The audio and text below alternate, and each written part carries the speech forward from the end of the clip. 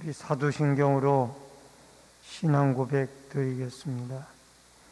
전능하사 천지를 만드신 하나님 아버지를 내가 믿사오며 그 외아들 우리 주 예수 그리스도를 믿사오니 이는 성령으로 잉태하사 동정녀 마리아에게 나시고 본디오 빌라도에게 고난을 받으사 십자가에 못 박혀 죽으시고 장사한 지 사흘 만에 죽은 자 가운데서 다시 살아나시며 하늘에 오르사 전능하신 하나님의 편한 계시다가 저리로서 산자와 죽은 자를 심판하러 오시리라. 성령을 믿사오며 거룩한 공예와 성도가 서로 교통하는 것과 죄를 사하여 주시는 것과 몸이 다시 사는 것과 영원히 사는 것을 믿사옵나이다. 아멘. 찬송가 288장.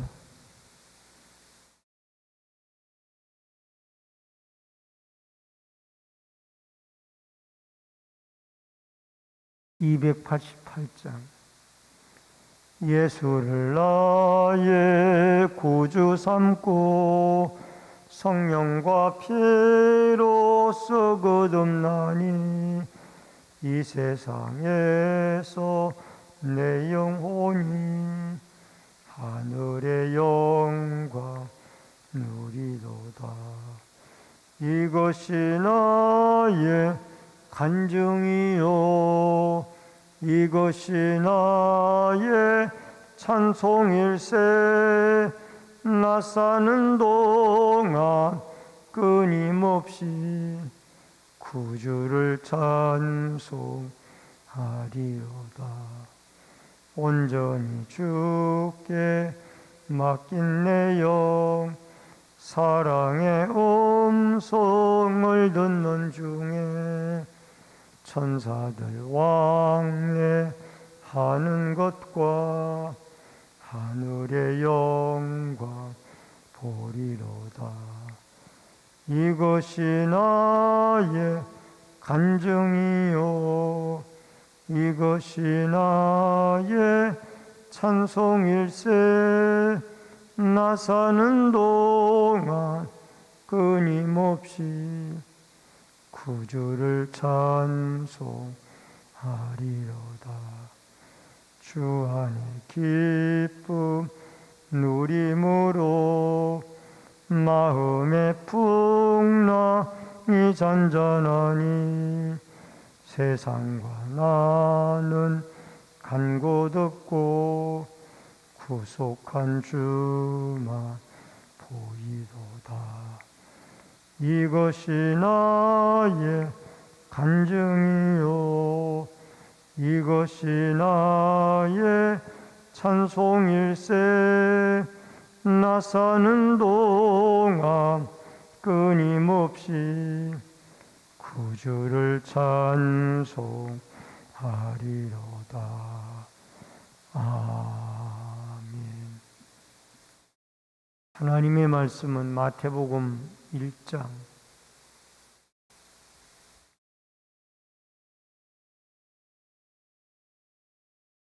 1절로 17절의 말씀입니다.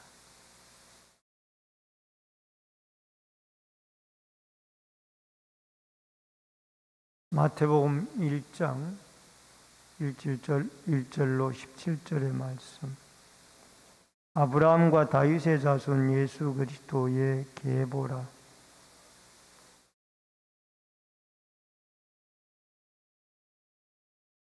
유다는 다말에게서 베레스와 세라를 낳고 베레스는 헤스론을 낳고 헤스론은 라암을 낳고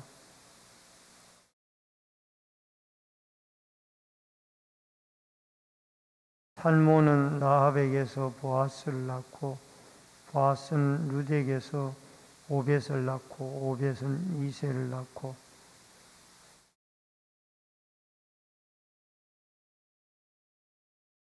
솔로몬은 르호보암을 낳고 르호보암은 아비야를 낳고 아비야는 아사를 낳고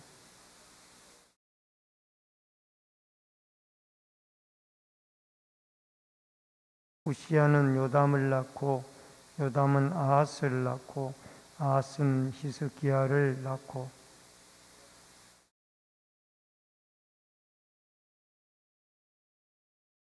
바벨론으로 사로잡혀 갈 때에 요시야는 여고냐와 그의 형제들을 낳으니라.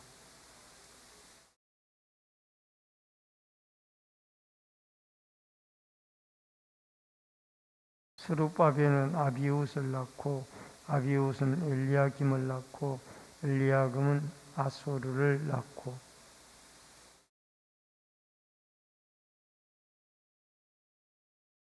엘리웃은 엘르아살을 낳고 엘르아살은 mat단을 낳고 mat단은 야곱을 낳고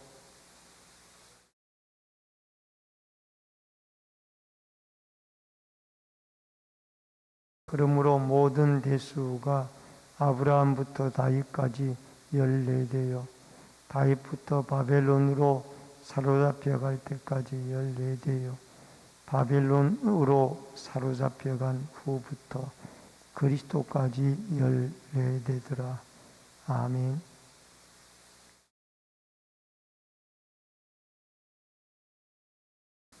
예, 오늘 새벽부터 마태복음을 통해서 우리가 은혜를 나누기를 원합니다. 우리가 잘 알다시피 이 마태복음의 저자는 마태인데 이 마태는 예수님의 제12제자 가운데 한 사람으로서 그가 원래 이 세관에 앉아 있다가 예수님이 그 앉아 있는 레위라고 이름이 나옵니다만은 그를 불러서 마태라는 제자로 삼게 되어집니다. 이 마태마가 누가복음은 공관복음이라고 합니다. 내용이 서로 많이 비슷한 것이 많다라는 것. 동일한 사건을 이 공관복음에서는 같이 기록한 것도 있고 또 조금만 내용이 다른 상태에서 그 내용을 기록하는. 그래서 공관복음이 마태, 마가, 누가복음. 그리고 요한복음은 이 사복음서라고 하는데 마태, 마가, 누가와는 내용이 많이 다릅니다.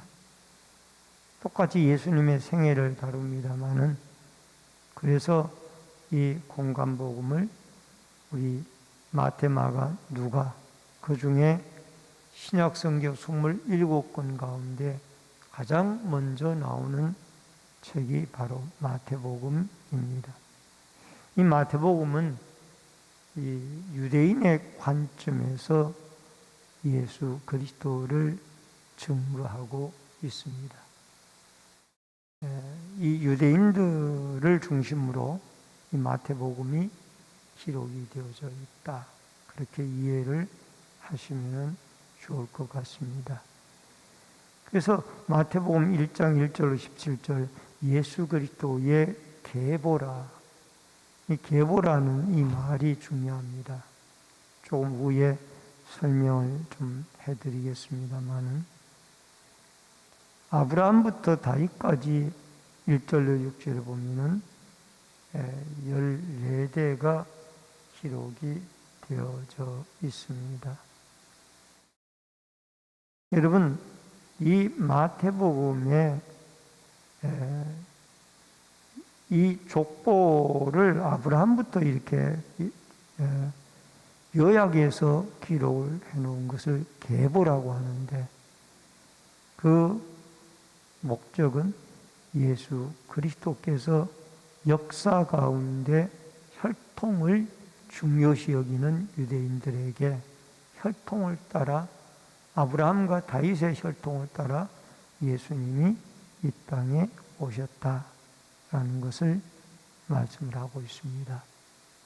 예수님의 탄생의 시점부터 인류의 역사가 바뀌게 되어지죠.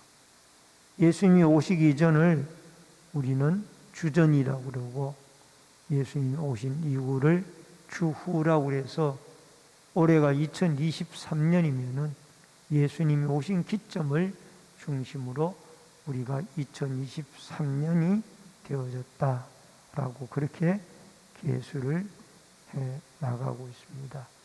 여러분, 영상을 잠깐 보시면은, 화면을 보시면은 이 한눈에 보는 예수 그리스도의 족보 42대가 나오는데, 여러분, 아브라함부터 다윗까지 14대인데 총 163년의 내용을 기록을 했습니다.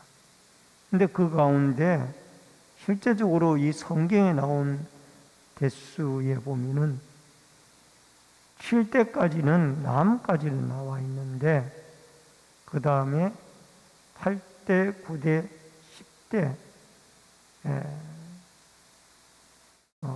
그 다음에 여기 7대와 8대 사이에 애굽 중심의 400년이 생략이 되어져 있고, 그 다음에 10대와 11대 사이에 사사기 시대의 340년이 역시 생략이 되어져 있습니다. 그래서 제2기도 보면은 다윗부터 바벨론에 이거할 때까지인데 총 406년인데 7대 요람까지는 기록이 되어 있는데, 요람이 여호람입니다. 근데 8대 우시야 그 사이에 아하시야, 아달라, 요아스, 아마샤, 이 네 왕은 또 생략이 되어져 있습니다. 결국은 3기를 보면은 바벨론으로 이거할 때부터 그리스도까지 14대를 기록을 했는데, 거기에도 통일왕국 시대 여호 아하스나 여호야김, 이것은 생략이 되어 있고, 또 바벨론 포로 시대 때에도 시드기야 시대는 생략이 되어 있고, 성벽 재건 시대 때에 제5대 때도 스룹바벨 다음에 제5대도 생략이 되어져 있습니다. 그리고 여기 5대부터 11대까지, 여기에는 7대까지가 약 200년간 엘리야김, 앗단 사이에 7대가 역시 생략이 되어진 상태로 기록이 되어져 있습니다. 그럼 왜 이렇게 중간중간 빠진 부분들이 많으냐? 여러분, 차근차근 다 기록한 것을 족보라고 이야기를 하고, 여기에 필요에 의해서 중간중간 빠지고 중요한 인물만 기록한 것을 우리는 계보라고 말을 합니다.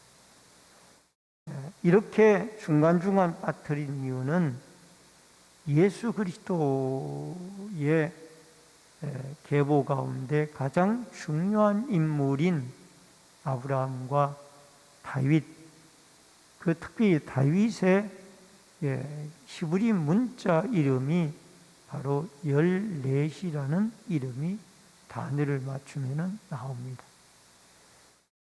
그래서 그 14대를 맞추기 위하여, 다윗이라는 그 이름의 14대를 맞추기 위하여 이렇게 계보로 기록을 했고, 결국은 이 계보의 주된 목적은 예수 그리스도가 이 아브라함과 다윗의 계보 가운데 태어난 역사성이 있는 그러한 분이다. 오늘날 이단의 교주처럼 오늘날 갑자기 나타난 분이 아니라, 그분은 이렇게 역사 가운데 나타나신 분이 예수 그리스도이다. 먼저 첫 번째로 아브라함부터 다윗까지인데요, 1절로 6절에 아브라함은 약속의 사람이었고 그리스도는 성취의 사람입니다. 아브라함은 이스라엘의 민족의 시작자죠. 믿음의 조상이고요. 그분이 시작을 그분으로부터 시작이 되어져서 그 다음에 예수 그리스도가 결국은 그 계보의 성취자로, 구원자로 그렇게 나타나는 것을 보게 되어집니다. 여러분, 마태복음의 전체의 주제는 1장이 요약을 하고 있습니다. 바로 그리스도는 역사 속에 오셨다. 이 한마디를 이야기하기 위하여 이 계보 전체가 기록이 되어져 있고, 또 마태복음에서 가장 중요하기 때문에 가장 먼저 나오고 있다라는 것을 기억을 해야만 합니다. 아브라함의 자손으로 오셨다라는 것은 창세기 12장 1절로 3절에 보면은 땅을 주겠다고 하나님이, 여호와 하나님이 약속을 하고 큰 민족을 주겠다고 백성을 약속을 했으며, 그 다음에 너를 통해 복을 받게 하겠다고, 복의 통로가 되겠다라고 약속을 해 주셨습니다. 다윗의 자손으로 오셨다라는 것은 사무엘하 7장 12절로 16절의 말씀에 결국 이 다윗과 그의 후손 솔로몬을 통하여 내 거룩한 집을 건축할 것이요, 그 다음에 다윗의 왕위는 영원히 견고하리라. 그리고 그는 아버지가 되고 그는 내 아들이 되리라. 그리고 내 집에 내 나라를 영원히 보존되리라. 이 다윗의 왕위에 대한 것이 예수 그리스도에게로 연결이 되어지는 것입니다. 아브라함에게 약속한 모든 복의 통로요, 자손의 번성, 땅의 축복, 이 모든 것들이, 영토의 축복, 이 모든 것들이 예수 그리스도를 통하여 이어지게 되어지는 것입니다. 영토는 우리는 영원한 천국에 가면은 얻게 되어질 것이며, 그의 민족은, 자손은 오늘날 예수를 믿는 수많은 자손들이 다 영적인 아브라함의 자손들입니다. 그 다음에 여기에 2절에 가서 보면은 이삭을 낳고, 이삭은 야곱을 낳고, 야곱은 유다와 그의 형제를 낳고. 왜 여기에 갑자기 야곱의 네 번째 아들인 유다가 등장하느냐? 여러분, 첫 번째 아들이 루벤이고, 두 번째 아들이 시몬이고, 세 번째 아들이 레위고, 네 번째 아들이 유다인데 왜 유다에게 그 족보가 이어지느냐는 거예요. 여러분, 유다는 그 루벤은 침상을 더럽히는 죄 때문에 장자권을 빼앗겼고, 레위와 시므온은 창세기 34장의 디나의 사건 때문에 장자권을 빼앗겼습니다. 그래서 실질적인 장자의 권한은 네 번째 아들인 유다에게로 이어지고 있는 것을 보게 되어집니다. 그리고 유다는 요셉이 그 애굽의 국무총리로 내려가 있을 때에도 베냐민을 데리고 오라, 그래야 내가 너희들을 놓아주리라고 그랬을 때 유다가 요셉에게 간청을 하죠. 나를 대신 볼모로 잡고 그 라헬의 두 아들 중에 요셉은 없어졌고 하나 남은 베냐민을 잡아 이곳에 오게 하면은 우리의 아버지가 슬피 울며 내려가는 참담한 일이 벌어질 겁니다. 그러면서 이 유다는 아주 대표자적인 활동을 하게 되어지는 것을 보게 되어집니다. 여러분, 그런데 이 유다는 3절에 가서 보면은 다말에게서 베레스와 세라를 낳고, 이렇게 유다가 긍정적인 부분도 있지만은 부정적인 부분도 있습니다. 그가 엘이라는 아들이 죽게 되어지고 오난도 죽게 되어지고 셋째 아들 셀라가 컸는데 또 죽을까봐 그를 계대 결혼에 의해서 다말에게 줄 생각을 하지 않습니다. 첫 번째 며느리였던 다말. 그러니까 다말이 나중에는 율랑 녀석으로 가장을 하고 결국 유다로 하여금 그 낳은 아들이 베레스와 세라입니다. 이 다말은 가나안 여인이었습니다. 그리고 5절에 라합은 여리고 여인이었고 기생 출신이죠. 우선 모압 출신의 여인이고, 이런 여인들의 이름이 여기에 나온다라는 것은 이 계보가 사실 그대로를 기록한 것. 사실 그대로를 기록했기 때문에 이런 계보가 우리에게 나오는 것을 볼 수가 있습니다. 여러분, 족보의 기록에 다말, 라합, 룻, 그 다음에 밧세바, 마리아, 이런 여인들의 이름이 나옵니다만, 밧세바는 우리아의 아내였던 사람이었잖아요. 그래서 만약에 이 족보를 꾸며서 만든다면은 이런 부정적인 여인들을 다 뺐을 거예요. 근데 사실 그대로를 기록했기 때문에 이런 신분이 좋지 않은 여인들의 이름도 여기에 다 들어가 있다는 것을 우리는 기억을 해야만 합니다. 그래서 여기에 유대 사회에서는 여성들의 이름을 계보에 잘 넣지 않습니다. 근데 여기에 넣었다라는 것은 이미 미래의 예수 그리스도를 통하여 이방 여인들까지라도 다 구원을 받게 되어질 것을, 다음 세대에 이어질 것을 우리에게 말씀을 해주고 열방까지 복음이 퍼져갈 것을 말씀을 해주고 있습니다. 그 다음에 7절로 15절 다윗으로부터 포로기까지, 여러분 이 다윗으로부터 포로기까지는 참으로 암울한 시대였습니다.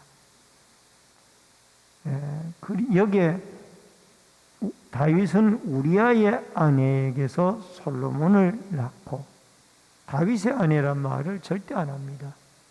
끝까지 이 계보는 우리아의 아내라. 다윗을 밧세바를 우리아의 아내로 실제적으로 데려왔지만은 이 마태의 관점은 그를 다윗의 아내로 보지 않고 우리아의 아내로 그렇게 표현을 하고 있습니다. 8절에 가서 요람은 우시아를 낳고 라고 말씀했습니다. 여러분 여기에 아하시야, 요아스, 아마샤 이런 부분들은 다 생략이 되어졌고 그 다음에 우시아까지 연결이 되어져 있습니다. 포로 시대는 암울한 시대예요. 이것은 오늘날 우리가 죄악의 시대에 있다가 구원을 받은 것과 똑같은 그런 의미가 있습니다. 그 다음에 포로 시기로부터 예수 그리스도까지가 12절부터 16절까지 나오고요. 그 다음에 마지막 17절이 중요합니다. 16절에 보니까 마리아의 남편 요셉은 낳았으니 마리아에게서 그리스도라고 칭하는 예수가 납니다. 마지막에 예수 그리스도가 등장을 합니다. 마지막 네 번째로 중요한 것이 17절입니다. 그런즉 이 모든 대수가 아브라함부터 다윗까지 14대요. 다윗부터 바벨론까지 사로잡히 갈 때까지가 14대요. 바벨론에 바로로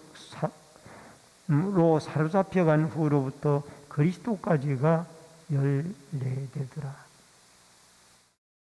여러분 14대라는 이 왜 14대라는 이야기가 나오는가에 대해서는 다윗의 알파벳 이름이 14이라는 것을 가르친다라고 말씀을 드렸습니다. 여러분, 일단 예수 그리스도가 이렇게 등장이 되어졌다라는 것은 1절부터 6절까지 이때는 택한 받은 백성의 시작입니다. 아브라함부터가 벌써 택함을 받았죠. 그리고 2대인 16절부터 6절부터 11절까지는 이스라엘 백성들의 타락의 시대예요.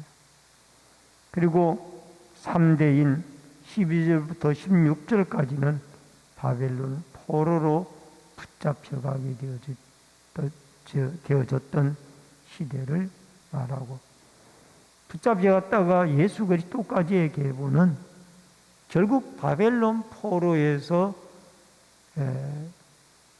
해방을 받은 것은 예수 그리스도로 우리가 죄악과 사망에서 해방을 받는 것과 똑같은 것이다 라는 것을 말씀을 해주고 있습니다. 이렇게 보았을 때에 여러분과 제 이 족보는 예수 그리스도를 통하여 죄악의 포로가 되어져 있는 여러분과 저를 구원해 주시는 구원의 족보인 것을 알 수가 있습니다. 왕으로 오신 그리스도이지만은 낮고 천한 곳으로 오신 예수님, 그 예수님은 죄인을 구원하기 위하여 오셨고, 왕으로 오셨고, 또 우리의 삶에 찾아오셨고, 우리를 구원해 주시고, 이 예수 그리스도를 등장시키기 위한 계보를 통하여 오늘도 여러분과 저에게 은혜의 계보, 구원의 계보, 축복의 계보인 이 예수님의 계보를 통하여 다시 한번 그리스도로 말미암아 여러분과 저의 영육이 구원을 얻는 은혜와 축복이 있어지기를 주의 이름으로 축원합니다. 기도하겠습니다. 고마우신 아버지 하나님, 마태복음이 시작이 되어졌습니다. 세리에 앉아있던 레위가 예수님의 12제자 가운데 부름을 받아 그가 이 마태복음을 예수님과 함께 은혜를 받고 기록을 했습니다. 오늘 마태를 통하여 유대인들에게 전하고 우리에게 주시는 귀한 계보를 통한 하나님의 교훈을 마음속에 담고, 우리는 바벨론 포로로 영원히 죽을 수밖에 없었던 인생들이었고, 아브라함의 그 후대들처럼 하나님의 특별한 자녀로 선택받은 주의 백성들이었다라는 것을 기억하고, 늘 은혜의 계보를 통하여 예수 그리스도로 말미암아 죄사함과 구원과 영생을 얻는 아름다운 역사들이 있게 하여 주옵소서. 예수님은 이런 역사성과 촉보성을 가지고 탄생하신 우리의 구세주입니다. 오늘도 하루의 삶을 살아갈 때 이 우리의 구원자인 유대인의 왕으로 오신 예수 그리스도가 동행해 주시는 은혜가 있게 하여 주옵소서. 그리스도를 믿음으로 우리가 구원과 영생과 천국을 얻을 수 있도록 역사하여 주옵소서. 이 새벽에도 소원임을 드린 귀한 손길이 싸우니 마음의 소원이 하나님께 상달되어지도록 역사하여 주옵소서. 부르짖고 기도할 때 성령의 기름 부으심이 함께하여 주옵소서. 예수님의 이름으로 기도하옵나이다. 아멘. 하늘에 계신 우리 아버지여, 이름이 거룩히 여김을 받으시오며 나라 임하옵시며 뜻이 하늘에서 이루어진 것 같이 땅에서도 이루어지이다. 오늘날 우리에게 일용할 양식을 주옵시고 우리가 우리에게 죄 지은 자를 사하여 준 것 같이 우리 죄를 사하여 주옵시고 우리를 시험에 들게 하지 마옵시며 다만 악에서 가옵소서. 대개 나라와 권세와 영광이 아버지께 영원히 쌓옵나이다. 아멘.